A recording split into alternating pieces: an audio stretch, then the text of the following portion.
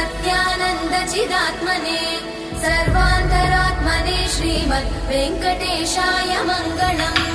स्वतः सर्वविदे सर्वशक्तये सर्वशेषिने सुलभाय सुशीलाय वेङ्कटेशाय मङ्गलम्। परस्मै ब्रह्मणे पूर्णकामाय परमात्मने प्रयुञ्जे परतत्त्वाय वेङ्कटेशाय मङ्गलम्।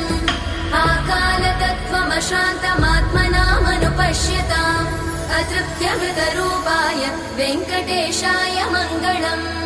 प्रायस्वचरणौ पुंसां शरण्यत्वेन पाणिना कृपया दिशते श्रीमद् वेङ्कटेशाय मङ्गलम्।